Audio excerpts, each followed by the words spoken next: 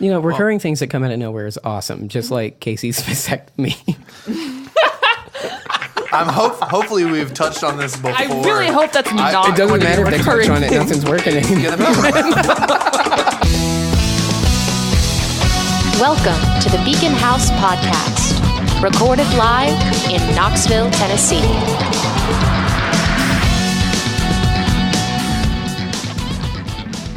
And so that's my story of how I got an awkward boner while researching the bubonic plague.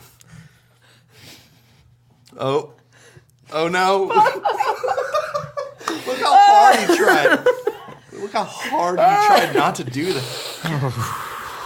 You all right?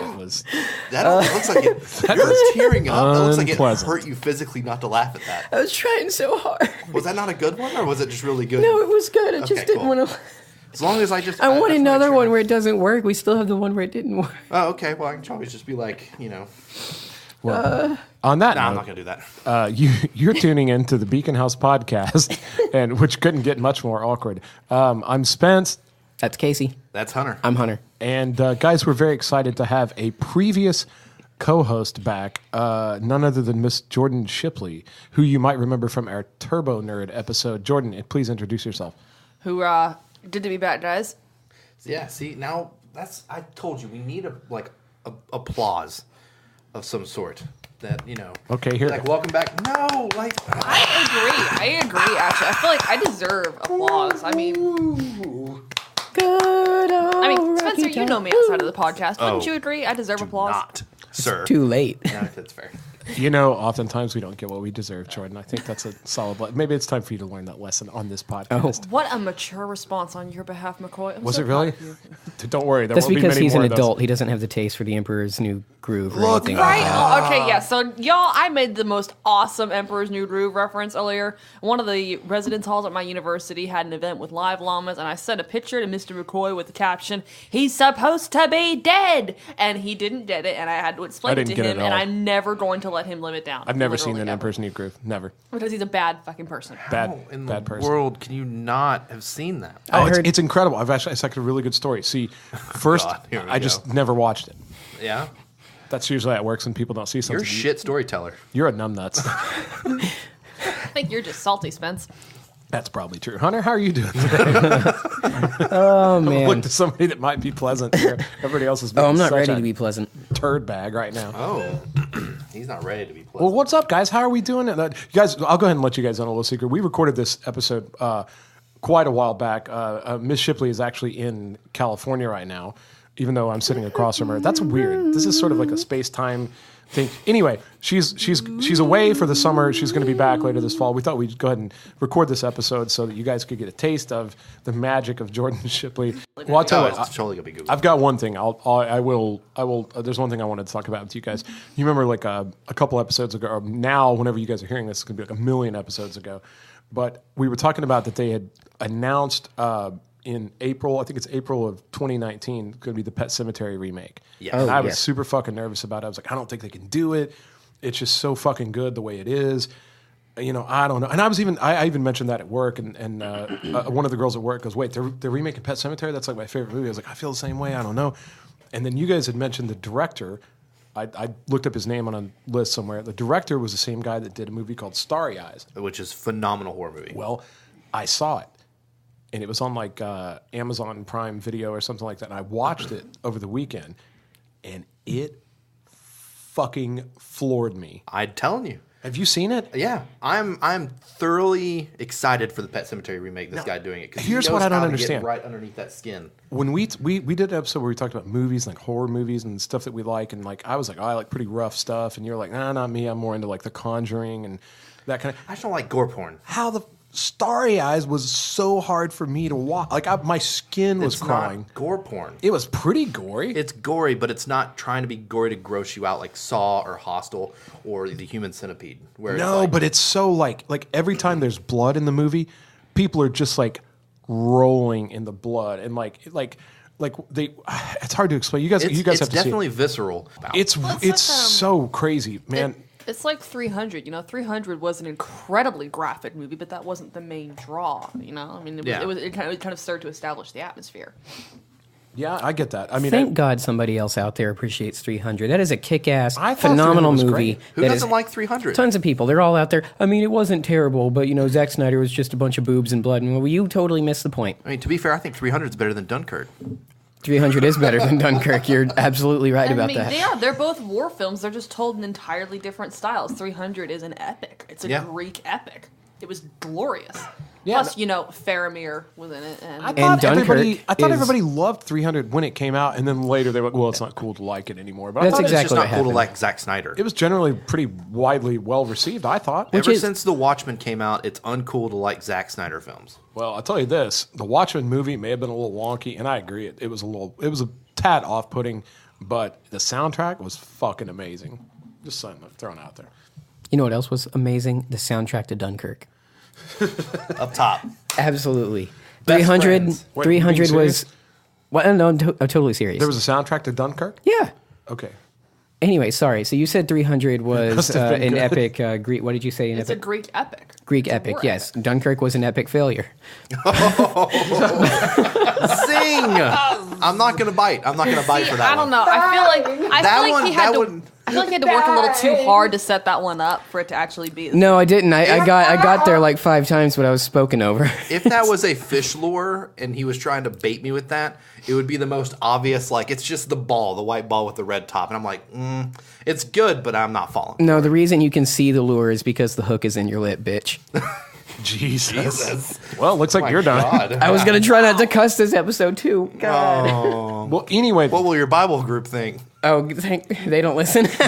Yeah, mine neither. that's probably a good thing. It is. But I will say this: after watching that movie, after watching Starry Eyes, and like I was being so blown away by it, I'm not nearly as nervous about the Pet Sematary remake. Now, I don't know how much creative control the guy's going to have, but if he has even just a little bit as much as he had on that movie, and he manages to attain that same feel, it's going to be awesome. From my understanding, the guy that is doing the It remake right now is help producing it.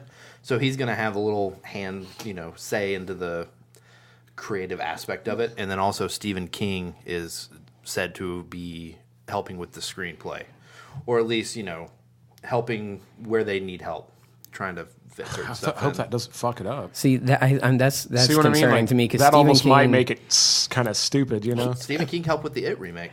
Well, yeah, but Yeah, and the Stephen It remake King. wasn't that scary. Sorry to say it. It's not. It wasn't okay, scary at all, but it hold was on. great. Hold on, was- Casey's right about what he's No, about to say, but listen. Stephen King has also given his vote of approval to shit before. So That's true. Dark Tower. I will say Dark Tower wasn't It- shit; it was just like the new a It- dank fart.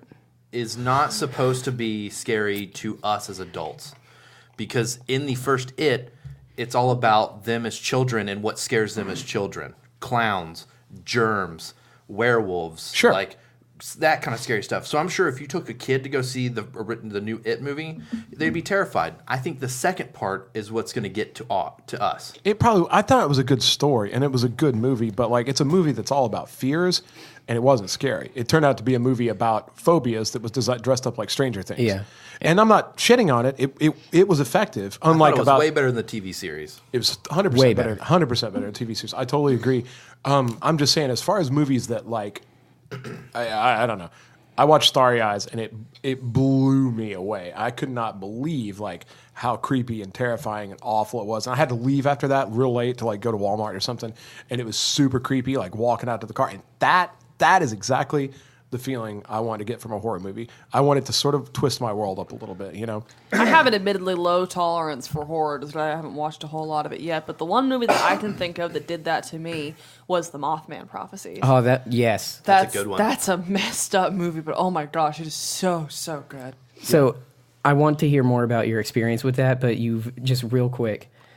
I saw that on DVD when it first came out with my mom and aunt, and I was super little still. So, the movie, it still freaks me out as an adult, but like as a kid, I was like 9 or I couldn't even been 10, whatever. Super little. I was freaked out. So like I need to be walked to my bedroom because I can't take it right now. And we have the front door of my house has like that frosted glass or whatever that warps light. Car drives by and the headlights hit that thing, and it was just like Mothman just flashing in on Richard Gere. fucking great movie and wrecked me a little bit. Yeah, Go. so I actually was not a ton older than you when I saw it, so I don't remember a ton about it either. But mainly what I remember is that it seemed like it accomplished what Spencer was talking about just now, how it was supposed to be about fear. I felt like Mothman Prophecies was like that. It accomplished and also kind of what we talked about the last time we all got together, the movie Pandorum, where where you have to start kind of wondering, is it truly fear of something outside of me, fear of monsters, or is it just the slow breakdown, of the mind that's truly to be feared? And it was also the simplicity of it. The thing that Mothman did so well was like one of the perfect examples is when he's on the phone with him and he's like, how many fingers am I holding up? And then what time is it on my watch? And he's got his watch covered in his hand and all that stuff. And then the straw that broke the camel's back in that scene, which is a thing like that messes you up every time you see it, no matter how old, is you yank the phone out of the wall and you're like, I can't take this anymore. And then it still keeps ringing and it's not even plugged into anything. Like that's a very simple. And it's been used effectively for years. Like they call it, Yeah. I think that's like the suspension of disbelief. Mm-hmm. Like that thing comes out and you're thinking like, or like the old movies where the caller, there's somebody like the babysitter and somebody's calling, I can Like see Scream? you. And it turns out that the caller is coming from inside the house. When a and, stranger like, calls, yeah. Yeah. Or like, yeah. even like all those urban legends about Furbies, you know? I mean, all the stories of like you take the batteries out of a Furby and it still keeps talking. It keeps screaming. Yeah. Oh, it does. I've done that. Did it work? Does it really? Does it talk? That's horrifying. I'm kidding. I'm sorry. Okay. God. Why can't you just stick with it? Fuck you, man. Just stick with it. I'm too nice. That has Zeke, nothing to do shout with out it. for you. Totally right. Too nice. Oh. Oh, well. you Yeah, know, well, I guess. that's hard to say. Yeah. Why would anybody shout out to Zeke? I mean, really? Well, no, he made a good point. Actually, sometimes he's around when we first meet up to start some of these podcasts, and he makes a couple of good points. Zeke is also a very true listener. He listens to every podcast. That's true. He's always the first to comment on YouTube. And Except for once. Did you beat him? that's Oh, right. yeah, no, I told him to eat a dick on YouTube. Whoa! Now, that is not the type of fan community that we want to encourage here at the Beacon House. Oh, yeah. Yes, it is. That's just Get kind of outta how here. Zeke and I relate to each other at this point. Guys, you got anything? Anybody? I got Okay, well, we could keep talking about horror. I mean, I saw A Quiet Place recently. Who else has seen A Quiet Place? I haven't seen recently? it. I haven't seen my it. Was it God. awesome? A Quiet Place is beyond amazing. Yeah. Like, it was. I wouldn't even call it a horror movie. You know, it was suspenseful and it was definitely scary in places. But I mean, it was a poignant, beautiful movie. Yeah, It was tense. unbelievable. It was I tense. thought John Krasinski did a phenomenal job, and I'm really enjoying this. Like Jordan Peele, John Krasinski, kind of like people who you normally know in comedy shows or movies or things like that, taking on horror and doing such a well job with it. Oh man, there were parts of that movie that almost made me cry, and they weren't even necessarily sad. They were just beautiful. Is that what you got out of it? You saw it too, huh? Yeah, that's exactly what I got out of it. Very tense movie, not necessarily scary. Jump scares were scary. And they broke the cardinal rule within the first. Oh, like, yeah, it did, but we can't talk about that. Oh, and yeah. not in detail. Not in detail. I haven't seen it. I haven't seen the Avengers either, which by No, the time it- this comes out, it'll probably be on DVD. But You know, That also broke the cardinal rule. A Quiet Place establishes very, very clearly within the first 5 minutes of the movie what kind of a movie it's going to be. that's pretty interesting. Well, and I think a lot, going back to like when you were talking about like being scared the way you want to be scared, I think a big part of that probably is just deciding what you want out of a movie when you go see it. You know, like if a great movie might disappoint you if you go in with a weird set of expectations. And that I'll admit that's often my problem. Like I want a movie to do something for me and it turns out to be a completely different movie. I go away disappointed because I was looking for something. But that doesn't make it a bad movie. Like I'm not shitting on it.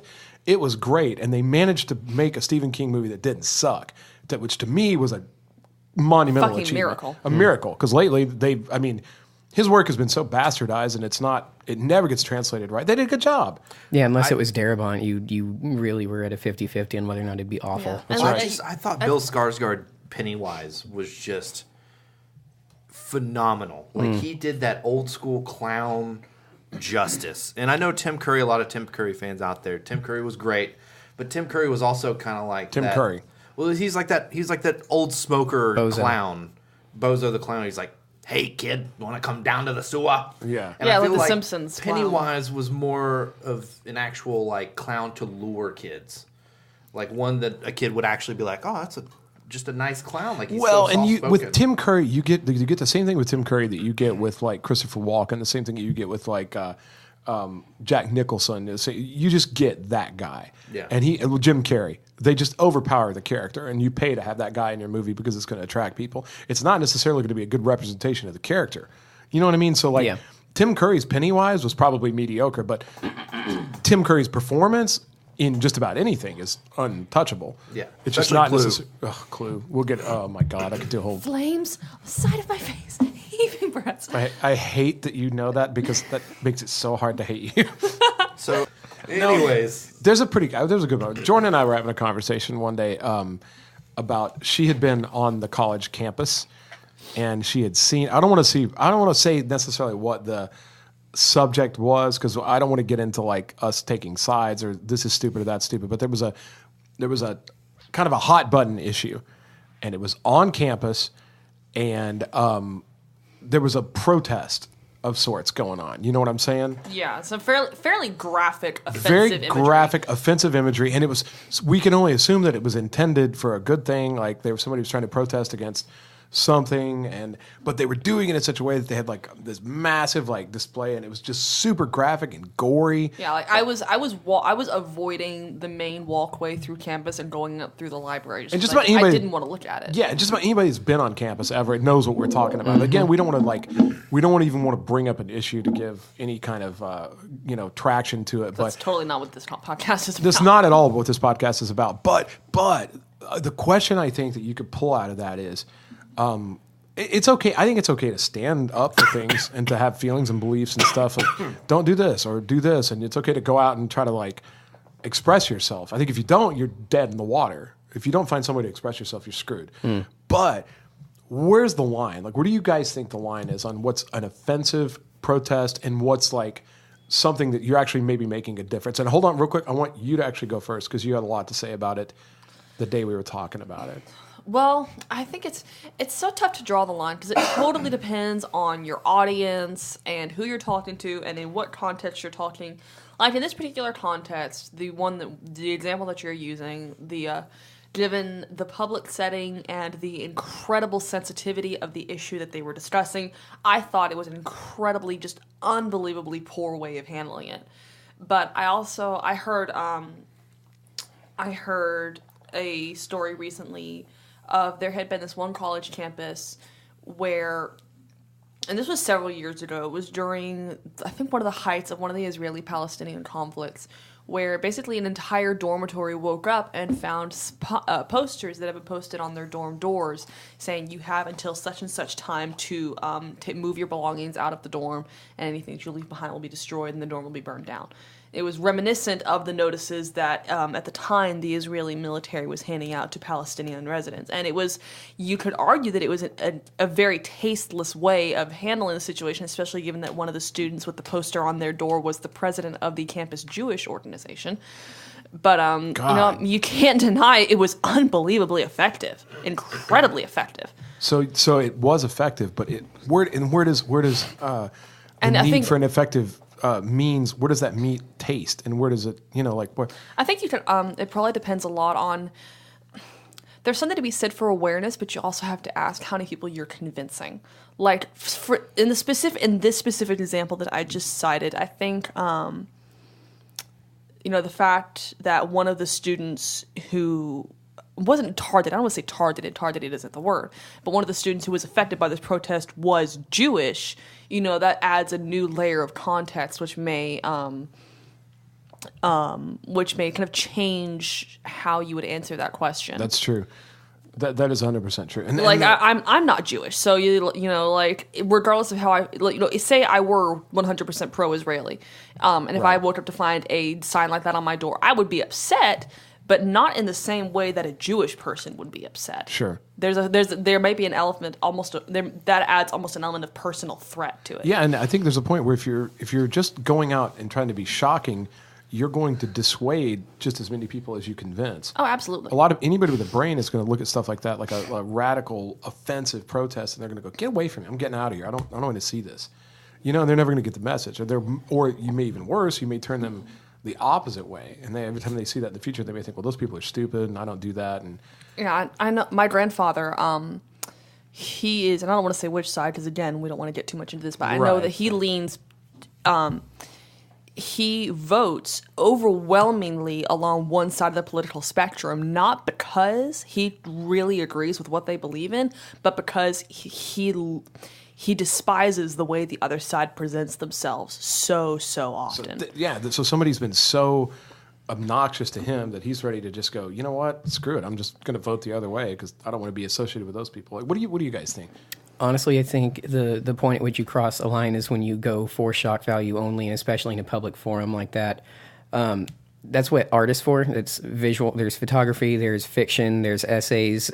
I would say that you could even call a scientific art form, but old-fashioned debates like Jordan Peterson does, and there are other people, but that type of thing. But that doesn't get the traction that shock value does because of 24/7 news cycles. So there's a bunch of different like circles in which this is caught up. But it's where you intentionally bypass the avenues of communication that are open within your own society so that you can, here's this thing, I don't like it, and it's because of this, but all you're showing them is the worst possible thing. And the problem with the public forum is, I feel like I know what you guys are talking about. I had a similar experience when I went to D.C. after graduating high school, and my mom and I were on a bus just getting from one place to another, and there were little kids on there because it was summer and like people just visiting and traveling, and there was a protest that had graphic imagery all along one of the bus routes, and I got angry because I was like, your point is a good one, and I appreciate the origin from where you think the shock value works, but there is also like a 3-year-old in the seat in front of me, and while awareness, as you said, is important, I don't think exposing them to that without any kind of frame of reference or context is the way to do anything. So, and the thing was, in this instance, the specific context in which Spencer brought this up, is that the imagery they were using, the posters were 20 feet tall. Yeah. So even if you did go up and start talking to these people, you can't not see it. You can't look away from it. It invades your line of sight. There's no way to keep looking at it, to not look at it. And that was, I think, part of what the issue was. Like, if you wanted to hand out, like, because they also had like pamphlets and stuff. So, the pamphlets, I also don't like the pamphlets, but, at least you can look away from the pamphlet. You can throw away the pamphlet. You can't do anything about a 20-foot poster. Yeah, it's just right there. It's all up in your grill, and then everybody's just shocked, and nobody's really going, that's a curious thing we should think about. And that's where my point of view comes in, where I think... That was a great discussion. Oh.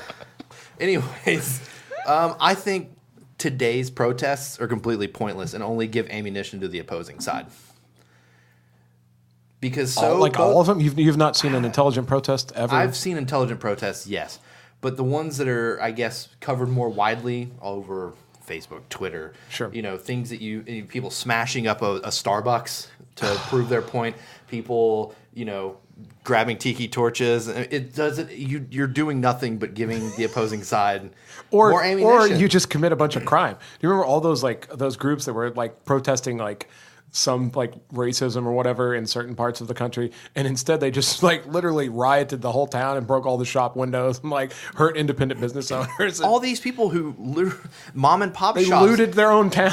They smashed the place up, burned buildings down, and you look at it and you go, those are the people that are fighting for you. Those are your local business, mom and pop. Like, they're not bad people, and they literally do not have the money to do the repairs, and now they're without jobs, without anything. And did you prove your point? No, you really didn't. Yeah, it's well, and I guess on that to that point, I would agree with you because like you said that you haven't seen a protest that did anything, and I guess thinking about it, anything just like real obviously protesting, I haven't seen a very intelligent one either. Now, I have seen intelligent debates like Hunter was talking about, and I've seen there be intelligent discourse between two people. They talk about something, and they actually accomplish something. Like MLK, those kind of protests that you see like in documentaries and stuff, because, of course, none of us were alive back then.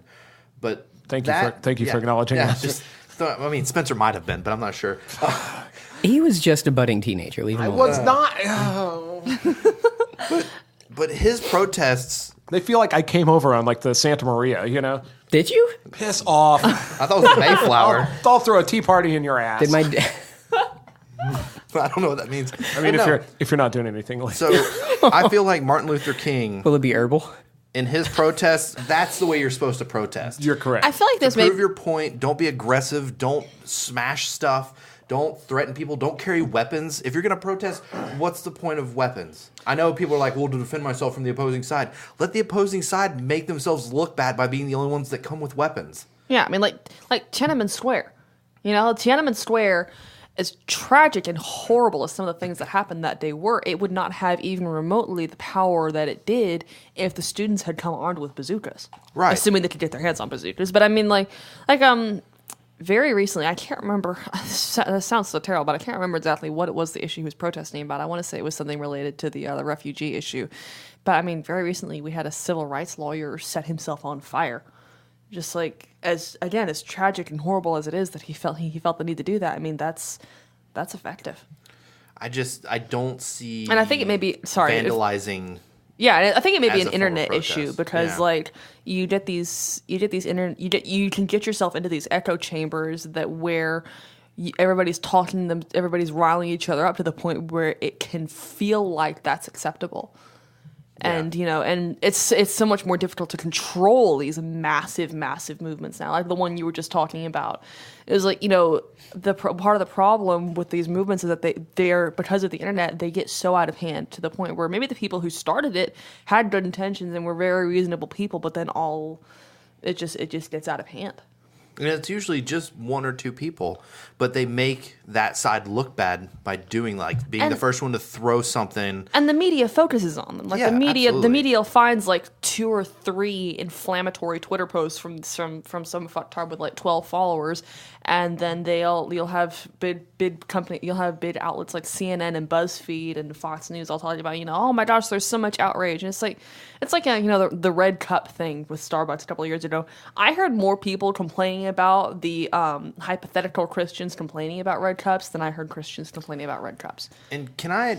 Thank you for that. Yes. Who is the guy that posted the video on the red cup situation? He's real big on Facebook. Was it Austin Peterson? No, it's Josh something. He's Logan Paul. I know who you're talking about. No, it's a heavier set guy, and he's always the one that's like in the limelight of something like this. Right, and some he's kind of an asshole. Super annoying. You're only describing Michael Moore. Michael Moore, yeah. You're talking about Michael Moore. But he's also the guy that right, Michael Moore, right side of the spectrum. He's also one of those guys that like That a exists dad and posted a horrifies me. video. A dad posted a video about his son wanting a doll, and so he bought his son a doll, and they just talked about how kids want toys, and it doesn't mean they're going to be Josh wearing Feuerstein. that guy. And I don't think I know who that and is. so this guy comes out. I feel like I after hate him. seeing this guy talk about. I feel like I don't like him already. After seeing this guy talk about his kid wanting a doll, and he was fine with his kid playing with a doll, he then got on Facebook and gave his kids guns and was like, "This is what real kids are supposed to learn how to play with, as long as it's safe." And he's always talking about his Facebook's filled with God this, religion that, and he posted a big video on Instagram and Facebook about Starbucks and the Red Cup and how everyone should boycott Starbucks. And Real quick. Just I caught a little bit of that, and I remember it being just a red herring, and it seemed like somebody was gaslighting an issue that was just insipid, and I didn't pay a whole lot of attention. Bring me back to soup. What exactly was the tenet of the Red Cup episode? What was everybody so mad about? They said it was taking away Christmas from Yeah, basically. It was like, they didn't have like actual Christmas stuff on there. It was just a general holiday design. So, obviously, I can't find, I'm on my phone right now trying to find information. I can't find anything about the Starbucks controversy specifically. So they took some of the decorations out of the cup. Yeah, they took Christmas tree, Christmas presents, anything that represented only Christianity and Christmas, they took it out. And then I think they decided just to do a solid red cup. Which a lot of those aren't even Christian symbols. No, they're not. They're Saturnalia. The ultimate thing is that the co-opting of a Christian holiday by a capitalist one, which, as someone who thinks capitalism isn't evil, is fine with, is the thing that pulled the wool over other Christians' eyes, and that's where you get with the hypothetical Christians and all that, because as much as they may mean well in their own self-interest, they're getting up in arms about a bunch of hoopla that means nothing. It's blowing smoke for smoke's sake and not realizing that you're doing it. But yeah, like, and this guy... It's lung cancer without buying cigarettes. I'm saluting you right now. That was so badass. Yeah, like, I can't find badass. anything specifically about what he said about the Starbucks cups, but I mean, that said, that was like 2 years ago. That said, I don't just want to jump on the bandwagon of people that shit on Christians and like it's probably less popular now than ever to be a Christian. Well, there's people like that on both sides. You know, you have the and I say this, I'm trying to say this as objectively as possible. I'm not trying to shit on Christians at all. I am one. But I mean, like, you do have the people who let Fox News feed them everything. And then you have the people on the left who let Jon Stewart feed them all their information. You know, there's people like that on both sides, and they're equally closed-minded and foolish. And misinformed. Yes. You know, I know many conservative Christians who are incredibly intelligent, kind, well-informed people who do not care about Starbucks cups. We're getting into this weird thing where like all thwargs are thwarps and blah, blah, blah. Like not all right-wing people are Christians, and not all left people are atheists, and exactly. There's a weird collaborate or like a grouping here that's I think kind of unhealthy, and I would still say that there's a lot of people that get offended if you say Merry Christmas. Mm-hmm. That's I've never actually had that either, and I worked retail during the Christmas season in California of all places, and I never had a single person ever get upset with me for saying Merry Christmas. Well, and I've never had anybody get upset with me either, but you hear about people saying that they just want to say Happy Holidays. That's the approach. Don't say Merry Christmas because, well, I get that, but whatever you celebrate, if you wish it to somebody else to be happy, that's a nice gesture. Yeah. Like if somebody came to me and said, hey, Happy Hanukkah, I'd go, hey, thanks, Merry Christmas. That's well-wishing. If you are offended by that, if you're offended by a gesture of goodwill, okay, I'm not trying to alienate the audience here. I'm going to make one of those statements like I make. But if you're offended by a gesture of goodwill, regardless of where you stand on anything, you're a fucking asshole. Mm-hmm. I don't feel like I have a leg in this race because I feel the room's feeling here is that I'm three Christians and a deist. And no. If you were an atheist, which a lot of my friends are, and I respect them completely, I would still. Atheists believe in God more than Christians do. That's a whole podcast. Don't feel alienated. I describe myself, depending on my mood, as either a Christian or an existentialist with an attitude problem. So I mean, like, you know, same thing. You are in. I feel like I'm starting to become more of a nihilist the longer I live. We're on this podcast. Well, here's, as a Christian, and I'm sorry that I called people out. Like if you're so hell bent on your stand. Again, I tend to feel people that are just like wearing their heart on their sleeve like that are kind of an asshole anyway. But if somebody tries to say something nice to you, regardless of how they understand you shouldn't take that the wrong way. That's shit. You remember recently when Kevin Smith had a heart attack and Chris Pratt went online and said, "Hey, I'm praying for you," and he got attacked for that. Yeah, Kevin Smith defended him. Everybody that's pressed send on their phone is an asshole. Yeah, for that. He could say whatever he wants, and it's a nice gesture. It doesn't matter if you believe in it or not. You know what I'm saying? Like it. And fighting over each other's stances, you're ignoring the blanket fact here that somebody was being nice to somebody else. There's not enough of that shit in the world today, you know? Yeah, and you know, I feel like there are two ways to interpret that, and I can definitely see the I can definitely understand the oft-quoted argument that you say, oh, well, I'll pray for you as kind of an excuse to not do anything else. And I do think there's definitely people that do that. But I also feel like if you're going through life assuming that everybody who says nice things to you is doing so as an excuse to not help you, if you go through life assuming the worst of everybody like that, you're probably not going to be Or if you automatically get offended by someone, you know, if you're waiting to be offended by something like that. Yeah, it's just like, are there definitely people who try to pass the buck to God? Yeah, I think there's people like that out there. Sure, there are. You can't just assume that everybody's But that's like a separate issue, you know? Right. These things ultimately come down to, I think, like an unhealthy lack of self-awareness and then a self-awareness that you don't actually implement. Because going back to our original point about the difference between communication and debate and conversation and then like just being angry and shouting and your failed protests and all that stuff, which I agree with, the self-awareness thing is what you need to be able to see another point of view. And just to, we'll get to Casey here in a second, but just with the Christian thing, like one of my favorite, I shouldn't say favorite like I'm gleeful about it, but it struck me one day. One of the best ways I know to intelligently and politely stop somebody that is a fellow Christian that even if they mean well, like discuss another religion and then laugh because, the faith is so strong with them that they're like, that's obviously wrong. I get that you're coming from that standpoint, but you also need to recognize that from the outside, we are people that profess love and worship of what is a zombie, somebody that was murdered historically, and then we go, yeah, but he came back to life and it's all great now. Like, that's what and I believe that, but you have to know what that looks like to an outsider in order to be able to. It looks crazy, especially when you justify all of your shitty behavior with it, which is what a lot of people do, and that's what turns most people off. Sure, and here's again getting outside the specifics. If you're a believer in anything and you meet another person who's also a believer in something, I can't see how somebody automatically doesn't recognize that now you've got something in common. Maybe it's not the same thing, but you both profess some kind of interest in the supernature. So you're kind of like already on the same, I just don't see how people can't be shitty like that. Yeah. Now, real quick, why do we care so much? Like, really, it seems like maybe it's just because the older I get, the more adult I become, the more I watch the news and become more aware of my surroundings.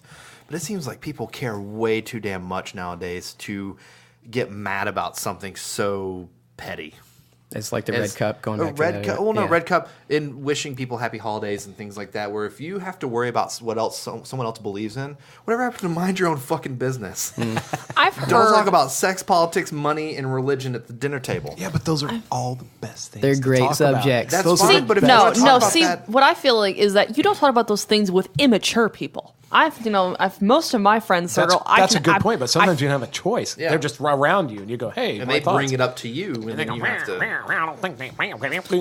That's when I feel like you just have to get comfortable with saying, "Yeah, I don't want to talk about that." I feel like that would make the environment too hostile. And I used to have a friend that I don't talk to anymore. Wow, that was a very mature way of saying that. I usually go, "You're a fucking idiot. Get away from me." I used to have a friend who I currently don't speak to anymore for other reasons. But like we actually did have to come to that agreement where we're not going to discuss our differing beliefs because it would get ugly, very fast. Sure. With immaturity, my mother actually was very fond of saying that she would not go into a battle of wits with an unarmed person. Oh, I also don't argue with an idiot because they'll drag you down to their level and then beat you with experience. Shit. I have people come to me with certain. Well, to that, I'll add my little one. Frank Zappa was quoted. He's one of my favorite quotes ever. He said, "There's more stupidity than hydrogen in the universe, and it has a way longer shelf life." I feel like people will come up to me with certain scenarios. They're like, "Well, what are your beliefs?" I'm like, "I don't care." I'm like, no luck convincing Casey to do shit. Like, no. Okay, here's why you need to vote. Here's why you should believe in stuff. Casey's like, get the fuck away from me. Nope, not doing it. It doesn't matter. Life is so short compared to how long the world's been here and religion and all the written history. Yeah. Who gives a fuck? Well, that's kind of where I'm at as well. It doesn't matter. It doesn't. You can give me something and I'll guarantee. Well, not guarantee you. I'll try to fight you that it doesn't matter. It really, in the end, that's a terrible argument. He'll bet his bottom dollar. Yeah, I mean, like he doesn't have a gambling problem. I feel the same way. Like I'm currently attending a church that, in almost all respects, I adore. But every once in a while, the pastor will say something less than charitable about Catholicism. I'm just like, dude, you believe in Jesus. They believe in Jesus. You're both all about, helping people, helping the poor, and loving others. Can we try to find some common ground? At some point, does this really matter? I mean, come on, man. Well, it's people who are like, well, what do you believe? It doesn't matter. Well, I mean, what happens when you die? No one knows, so it really doesn't matter. It really It's a personal belief. It's a personal belief to each individual. So in the end, it doesn't matter because when you die, if your belief where comes... are you on that? Where are you? Listen. It does matter, but we can... Do you feel like nobody knows? Do you really feel like nobody knows? Because I feel like... we do know what happens after you die, but anyways, go ahead. I hate to say it. I'm sorry. You don't know. It's a weird reason. You don't know for sure. Yeah. See, ever since I found out there's a part of your brain that is actually responsible for near-death experiences. Your brain secretes a chemical that has been found to be responsible for the light at the end of the tunnel sensation. Like it's a chemical reaction in your brain. I know that you think you know, but you don't know for sure. Not 100% at least. We'll let him live with that. Yeah, it's fine. Well, okay, so hang on a second. The other Hang on a side second. of this conversation, I'm actually, I don't want to talk about really on this quick, podcast. and then I'll let Hunter talk because I'm on Casey's side here. There's this book that I read once. I've read Gödel Escherbach. I'm one of those people. Are we moving into the afterlife? We're getting to the. We're fucking. Let's there. do it. Yeah, we're at the yeah, fucking yeah. afterlife right now. Okay, so but there's something that he mentioned. There's an idea. You thought space was fucked up. There's Thank an you, idea Jordan. that Yes. that book explores that honestly, it changed the way I view the world. Where he said that everybody has a framework for explaining life, be that logic, religion, whatever. But you have to have a framework to evaluate the validity of that framework, and you can call that a meta framework. But then you have to have a framework to evaluate the validity of that framework. So you have a meta framework. It's turtles all the way down. And at some point, you have to stop and just say, you know what? I'm going to accept that this meta to the 14th framework is just valid. At some level or another, everybody's worldview is based on faith. Everyone. Mm-hmm. You cannot ever know anything for sure. That's actually where I was going to go. So Holy shit! every step you take is a step of faith that the ground isn't going to cave beneath you. It might be subconscious, but on the most I don't basic care. level. I could cave, but I'd be fine. Those people like you are the ones that get caught in sinkholes, Casey. That's when fine. it That's the way opens I'm up. supposed to go. Earth just wants you to know it's there, man. Yeah. Especially all the way from fucking Mars. Yeah, I know. It wants to give me a hug. Well, yeah, at some point, everybody that thinks they know what's going on, and even you with your anti-belief of the interest in the validity of things, you've still chosen to you still picked a card out of the deck, same as we have. Yeah. You know, we've all decided, I'm going to go with, just kind of like Jordan said, we've all taken a page that we feel like, you know what, I'll just go with this for whatever reason. So even, like I said, what is that Rush song where they say, if you choose not to decide, you still have made a choice? So Suck it. Here's my Argue with Geddy Lee. Because you're right. I have picked a card out of the deck, which is a deist, because I had a theologist, a friend that was studying theology. Theology. Yeah. Apparently not theology. very well. Anyways, they were studying religion in all religions, Which and is they not asked the me- same as theology, for the record. Sorry. But they were just asking me, they go, what do you believe? And I was like, I really don't know what to call it. And he goes, give me what, your best shot at describing it. And I described it, and he goes, that's deist quasi-agnostic. Is that where you got that term? Yes. Okay, cool. Because so I did pick a card, but it was like one of those things where I just described what my beliefs are, which clockwork You God. let somebody else pick a card for you. Yeah. Because I don't care. Don't yuck his yum right now. I did. I yucked your young Casey. But no, I'm sorry. it's I'm one of those sorry. things where I didn't know how to classify my beliefs because Right. Sure. I definitely don't share the same beliefs as the majority. But so I mean, Basically, you believe there's something behind everything, but it doesn't matter what you do day to day. correct. And also, I think that everyone talks about God or things along that nature, the different higher powers. I honestly think that if you go way further back, that it's all based on one, and then everyone just branched off and made their own, which it still just comes back to one. That's a And popular see me, theory. I've always loved. It used to make me uncomfortable back when I was a little more hardcore in my religion. Now that I've loosened up a little bit, I like this quote a lot more. So I'm sure you're all familiar with it, and I don't know if verbatim. So I'll just paraphrase. Marcus Aurelius said basically just do your goddamn best. If there are gods and they're just, they'll recognize it, and you're good. If they're gods and they're unjust, we were always fucked anyway. And if there are no gods, well, at least you tried to be a good person. That's where I literally try to live day to day being love the Marcus nicest Aurelius I can be. too. I think I loved Stoicism. I love all Marcus this Aurelius stuff. is the shit. But man. that's so fucking wrong. That's like the other side of the coin from C.S. Lewis is what that is. Yeah, and he was so much smarter than Marcus. See, I Aurelius. love Yeah, C.S. Lewis so- too. Like I can't decide between the two. Just I do look, want Spencer's no, This take is on not. this. This is not supposed to be like a people. And that's just- fine if we want to if proceed. if this is touchy for you and you don't want to listen to this episode. you know tune what? in next week to episode whatever is coming after this one. Also, Okay, so if this is setting your ears on fire, put your fucking ears out. No, it's one of those. It's something that needs to be discussed. All right, listen. And there's a much, much more qualified person to explain these things than me. I think Hunter is probably the most qualified person in this room to explain it. But then my friend Adam that runs the church, Awaken Church, is easily the... Oh, we need to get him on here We got to sometime. get him on here. I would point to him as the foremost expert at all of this. But the whole point about, and that's the thing, and I'm not shitting on anybody, but like if you don't care anything about Christianity, then this doesn't matter to you anyway. But if you are kind of dawdling with the idea of like Christianity, and you're still carrying around that thing where you go, well, I just think as long as you try to be a good person, like you don't really have to believe in God or anything, just try to be a good person and then it'll work out. Like that is 100% diametrically opposite to what Christianity is about. Christianity is not about having to be a great person and being a philanthropist and being on your best behavior all the time, all this kind. It's about being extremely flawed and weak and having all kinds of things that you need to improve and having weaknesses and shortcomings and all that kind of shit and simply just professing a belief in God. Wouldn't you think, though, that a God would recognize that we are flawed and you don't have to be perfect, but would recognize that you're trying? That's another thing that, we were just talking about kind of juxtaposing Marcus Aurelius and C.S. Lewis. Sure. When I've read all 7 books of the Chronicles of Narnia, sure. and I remember... And just to that point, I want to point out, none of that's theology. Yeah, I know. He has other books that really matter.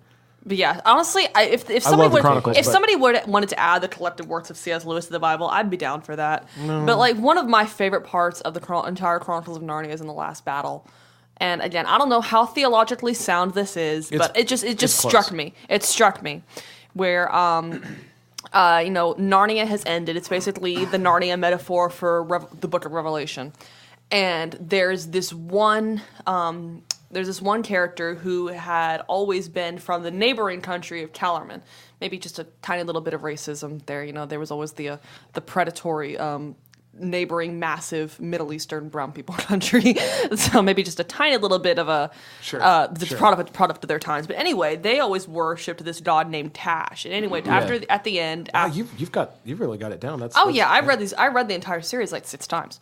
But anyway, there's this one character, this one Calormen guy who had always... Is it Shasta? Is that the... No, Shasta's a different person. Okay. But no, there's this one Calormen guy who had basically throughout the book had been behaving like a decent person despite being one of the quote-unquote bad guys. And basically Aslan tells him, yeah, you're good to go because, despite the fact that you on the surface served Tash, you're a good person, which means that basically you were just misinformed. You weren't serving him; you were serving me. And that gets in, I promise I'm getting you. That gets into that whole point of one of the big questions people pose about God and stuff is like, what if somebody's born in another country and they never even hear of God, they never hear of Christianity, they never hear of the Bible, and they automatically go into hell? And supposedly that's supposed to be that scenario where it'll be presented to you supposedly in one way or another. You'll have a chance to say yes, even if you don't know it. And therefore, but if you know about it, just being a good person is supposedly just not enough. Go on. I'm about to ask a question that might be loaded. You're safe.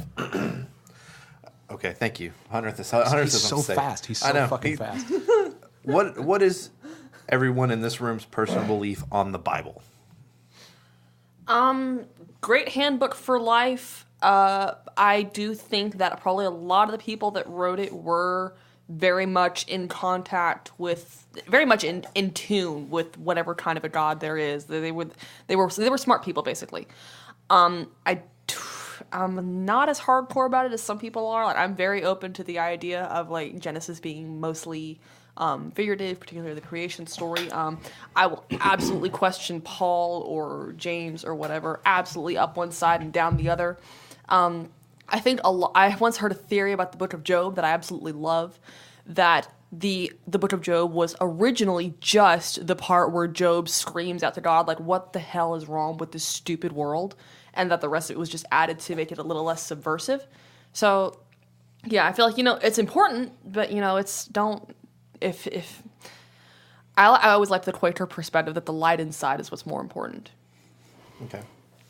I do fully subscribe to the idea that it is the divine written word of God, but there's also elements of its editing through time and the translations that causes it to not be the original source, which is what Jordan was saying about where the light inside of it is most important. And personally, that's not to discount what the scriptures actually say, because context can justify a lot of things that seem wonky, and there's a lot of stuff that's wonky, no one's wrong about that. But you also, again, and it's not an excuse, but you just, objectively speaking, multiple translations through multiple cultures, through multiple different centuries, through multiple millennia, all at the same time with different books, as we know for a given fact, were cast out by the Council of Nicaea. Is that right? That's right.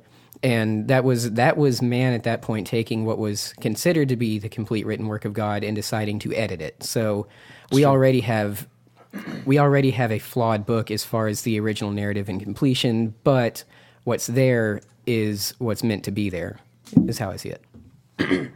That's pretty much what I was looking for, because a lot of people always, when talking with religion to certain people, they'll always be like, well, this is the greatest book ever written. And I go, yeah, but can you really say that book is 100% accurate to when it was first written? And they go, yes, I can. And I go, nope. Over all the different cultures, like in different language barriers and translations and editing, you think that book is exactly the way it was written when it was first written? And they go, yes, because that's the way God wanted it. And especially given the languages involved, like Hebrew in particular is such... Hebrew is an unbelievably idiomatic language. It is not good for translating directly to English. A lot of times, they just have to guess at the meaning. There are if you have one of those annotated Bibles, there are so many parts in the Old Testament where it's like, yeah, we think this is what this means. Really, we've got no fucking clue. Contextually, this makes the most sense, but there's not a direct translation. Yeah, I will say, I generally feel the way Hunter does. I feel like it's the Word of God. I feel like it's 100% authentic. I understand everybody's gripe with it and the translation of it. As far as the Council of Nicaea goes, I will say that if you look back, if you talk to like biblical scholars and people like that, and I spent like a long time doing this stuff, like really, because I'm one of those people that just can't just go, oh, I like this thing. I really got to get in there, annoyingly so. But it turns out that a lot of what happened in the Council of Nicaea, a lot of the things that were thrown out were duplicate text of things that were already there. And if you actually go back to like the Greek translation of the original Bible and the invention of the printing press, which is where it became like real widespread, you would be shocked at how accurate the translation of it is, even to this day. I went and saw this thing. It was called like Holy Blood, and it was about the Dead Sea Scrolls, and they actually had pieces of the Dead Sea Scrolls. And if you've never read about the Dead Sea Scrolls, you should, because for every bit of the part where people are like, oh, the Bible's been translated by a million different people, and it's blah blah blah, and it's not accurate. Blah, blah. The Dead Sea Scrolls are pretty remarkable. Go check the Dead Sea Scrolls, and then find somebody that can. I think that's. Is it not? I'm sorry. Well, no, you're fine. Isn't it when the Da Vinci Code was written, the book, and the movie was made? They did a lot of studies. And they said that it could be misinterpreted that the Holy Grail is actually talking about the Holy Bloodline. And that if Jesus was a real person, he might have had children who have ascended or, are now living amongst us. I went all the way down that rabbit hole, too. And do you believe that? Here's what I believe, okay? I believe anything's possible. I believe that there's a 30-year period of Jesus' life that's incredibly not documented. Again, I want to say real quick before we even move in for this, there are people who are experts on this. There are people who are experts on the translation of the Bible. Believe it or not, our friend Eric Stam, who listens now all the time. Eric serious? Eric Stam can tell you down to the letter about translations of the Bible that are misinterpreted or used as a weapon against it. He can actually tell you. And of course, I need to talk more with Eric Stam. Yeah, you really. Stam is awesome. About stuff like this, Stam is an authority, just like my friend Adam. And we'll get him on here. But here's my point. I'll get out after this, but. Like C.S. Lewis put it this way, he said Jesus was either a very good liar, or he was a lunatic, or he was the Son of God. He doesn't give you any other options. A person who says the kind of things that he said isn't just a good teacher. Yeah. He's not just a philosophical guy like Buddha or somebody like that. A person who says and does the kind of things that Jesus Christ did is either a lunatic or he's the real thing. So if you take it into account that the Bible might be real at all, you sort of have to give up the idea that all the inconsistencies, all of the slanted terms, all of that is predicted.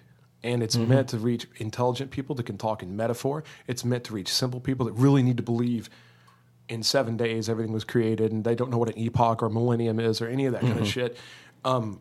It's got to reach everybody some way. I did hear that once, that the Bible is simple enough that the simplest man can understand it, and complicated enough that the most intelligent scholars can debate it for It's not decades. A club for geniuses. It's supposed to be widely palatable. And I will say this I'll tell you a real quick story. A long time ago, I was talking to, again, I've never been an expert on the Bible. I've not read the Bible cover to cover. I've read excerpts from it. Even when I was real interested in theology, I wasn't reading the Bible cover to cover. But I would go talk to people that did. And I talked to this friend of mine a long time ago, Aaron, and I said, this is when Oprah had this big thing about the Bible code. And somebody decided if you take every first letter of every stanza and multiply it by the year, it predicts like 9/11 and all this shit. And it was this big thing, and it was horse shit. Well, look, no, it really did. Like they added them all up and they showed, and it said all this crazy stuff. And I went to work and I was like, dude, what do you think about the Bible code? There's like this crazy code hidden in the Bible. And if you take the first letter and you read it backwards and blah, blah, blah. And he just kind of let me finish. He was kind of looking at me and I was like, I'm okay. What am I doing? I'm being an idiot. And he said, man, it says a lot of cool stuff if you just read it too. Oh, that's a great answer. And I was like, Who said that? A friend of mine from a long time ago, a guy named Aaron. That's a great answer. Stam said that. I was like, man. No, but the point is this. Yeah, you can overcomplicate it, but it actually does a lot of neat stuff if you just read it, and which I admittedly haven't done enough of. But I think, I tend to think it's a little more infallible than people like to tear it apart, Yeah. I got 2 points. One very quick, just to clarify, because we don't have to go into detail, but when I was talking about the translations, multiple languages, everything Spencer said as well about how insane it is, how insanely consistent it is despite that, all also true and able to be documented. Doesn't discount the lost in translation elements because, as Jordan said, my annotated Bible admits that that's still an element. You have to accept that. But C.S. Lewis says, quote, "The world does not consist of 100% Christians and 100% non-Christians. There are people who are slowly ceasing to be Christians, but who still call themselves by that name. Some of them are clergymen. There are other people who are slowly becoming Christians, though they do not yet call themselves so. There are people who do not accept the full Christian doctrine about Christ, but who are so strongly attracted by him that they are his in a much deeper sense than they themselves understand.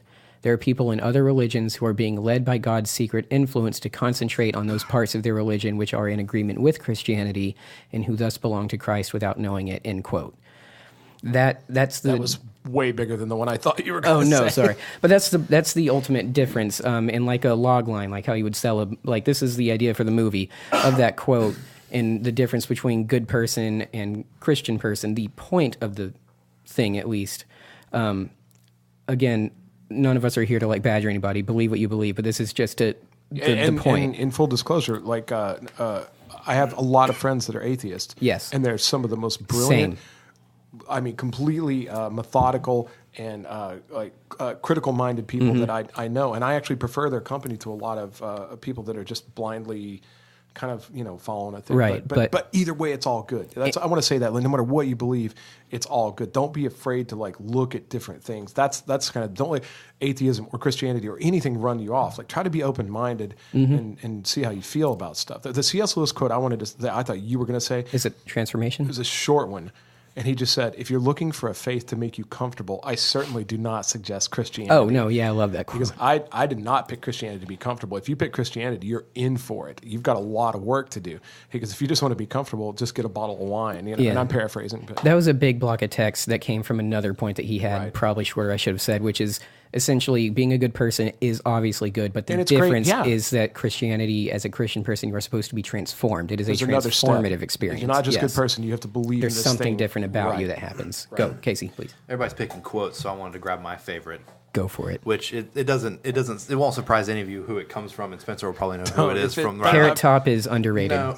Go ahead. If it's M. Night Shyamalan, I'm knocking myself out. No. I will choke myself out. Tell people that there's an invisible man in the sky who created the universe, and the vast majority will believe you.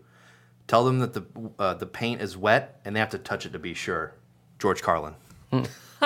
A famous atheist, and one of my George Carlin's the fucking back best. to my point. Some of my favorite people have been atheists. Something else I wanted to touch on real quick before we wrap up or end. And we are going kind of long, but this is a fascinating episode. This has been really. By the way, anybody who's still listening and not horribly offended, I know everybody's got opinions, and thank you for listening to the. We're light not trying that mailbag up. Light that mailbag up. Send us an email if you're mad. Come on. Well, that's what I want to go back and touch on because I said something earlier. We're going to talk about a wide variety of things. Yeah. However, I'm not here to make enemies. I don't want to single people out or anything like that. However, there will be topics that we cover that you might not want to listen to, and that's why just read the synopsis. Well, and obviously we're not trying to be role models. We're cussing and we're being honest and we're acting. I'm not trying. I just felt a little bad that maybe I singled some people out. But you're doing that thing again. You're feeling bad. I know, but there is a pause button and a stop button if we said something that maybe you don't want to listen to. I'm kind of with you, man. I feel like not to be obnoxious. There's no non-obnoxious way to say this, but please believe me when I say I don't mean this obnoxiously. This is their podcast. We're going to kind of talk about what we want. But please rest assured, we don't intend to offend people. Just we're trying to learn from each other, and we're interested in learning from you guys too. Shit. And we're never going to do that if we don't talk about these conversations. We just have to try and have a mutual agreement to have them respectfully. Yeah, you can't avoid the heady subjects. Ladies and gentlemen, Jordan Shipley, our PR person. Open invitation, by the way. Jesus Christ. We need to make a commercial out of that. Anytime somebody yells at us, we're just going to be like, hey, can you respond to this comment for me, please? We need to have that, what she just said, on like a we can launch it with a button, and then we'll just play that every time. Dr. Seuss put 2 covers on either side of that story, and it was shut a long time ago. So... What the fuck are you talking about? Are you talking about green eggs and ham again? I'm talking about the Grinch, motherfucker. Oh, okay. The Grinch with his heart 3 sizes too big now. This is what heart disease sounds like. That failed so bad. That was I thought you were going terrible. to I thought you were going to wrap it around to Godzilla porn somehow. Wrap it around like a dolphin dick. Okay, well, so talking about something outside of the podcast. I have a shitty takeoff, but I stick the landing. Like that's what matters, right? You fucking I guess all your passengers are alive. That's all that matters. You stuck the landing. You could call me Sully if you want. Miracle on the Hudson. No, you didn't land in the Hudson. You still crashed and burned. They just got out quickly. I want to just add a little tag onto this. I can't possibly follow that with anything, but I want your shirt right now. Everybody, Jordan, tell him what shirt Hunter's wearing. He's wearing a Lion King t-shirt. Okay, and here's why that matters. There was an album that came out, and when you hear this podcast, it would have been out for like a month or two, but an album just came out. It's a Disney album, and I just want to promote it real quick, and that reminded me. It's a bunch of these guitar superheroes like Paul Gilbert and Ron Thal and Richie Kotzen and Zach Wilde and all these amazing guys, and they're all doing these Disney songs, and they're doing these souped-up guitar versions. It's called Disney Super Guitar. It's on Spotify. It's on iTunes. You deserve to buy it, but at least stream it or whatever like that. But they do a bunch of Disney songs. I put it on at work just to see, if anybody would like it. The very first song is Beauty and the Beast. And everybody went crazy. And they were like, is that Beauty and the Beast? What is going on? And then they do Under the Sea and a phenomenal guitar player named Phil. How do you do the steel drums with a guitar? Dude, Paul Gilbert. So good. And it's wonderful guitar music. And it's Disney songs that you already know. So it's real epic and emotive and all that kind of stuff. So... Next episode will not be as heavy. We will talk about heavy things, but not all the time. Yeah, and I'm okay with it. Like these are the stuff that we used to stay out in parking lots and talk about stuff like this all night. These are those big, heavy. These are the tough questions. If there's anything you've learned from this podcast, don't let anybody yuck your yum. And guys, you can find us on Instagram, Twitter. You can now find our co-host. Jordan Shipley is on Instagram now. Yes. Yeah. Go ahead and tell them your Instagram handle there, J-Money. Oh, God. Okay. My Instagram handle is @JMoney1379. And the 1379 is a nod to Tolkien, a.k.a. my favorite thing literally ever because of the 1 ring, the 3 rings, the 7, and the 9. Nerd. I know. I'm the worst. That doesn't do anything to make up for J-Money. I know. Okay, I'm not responsible for that. My roommate did that to me. Literally, we're just going to bed one night, and she was like, "Good night, J-Money." I'm like, where the hell did that come from? She's like, I don't know, but I think it's going to be a recurring thing. And now she calls me that. Her boyfriend calls me that. Her friends call me that. And if she calls me Jordan, something's wrong. Recurring things that come out of nowhere is awesome. Just like Casey's vasectomy. Hopefully we've touched on this before. I really hope that's not. It doesn't matter if they touch on it. Thing. Nothing's working anymore. I didn't get a vasectomy. I'm sure. Deny it all you want. I'm sure this is a recurring thing that's already happened in a couple episodes before this one comes out. No, I'll come to your defense. I will come to your defense. I shouldn't, but I will. I will say it's obvious that Casey did not get a vasectomy because he has such a smooth, deep I would say voice. that you could be really? wrong because I thought you were going to tell me how much of a big dick you I have am. to do it in puberty for that to work. Okay, Spencer? I wasn't good at puberty. Anyways, so guys. Yeah, we know. I'll take your word for it. We've done maybe 1 or 2 mailbag episodes by now. Hopefully, every 10 maybe we'll do a mailbag. But anyways, hopefully keep those questions coming. Keep those questions coming. Email us at like Casey can't beaconhouseknox@gmail.com. Let me know about how your vasectomy went. Maybe maybe I won't be as scared to go do mine. I'm not getting a vasectomy. I'll go with you, guys. Have a wonderful day. And would you rather get a vasectomy or vote? What? Ooh, if you had to pick one, this is another one of the tough questions. Yeah. Okay. If you had to pick between voting or getting a vasectomy, I'd rather vote. Okay, cool.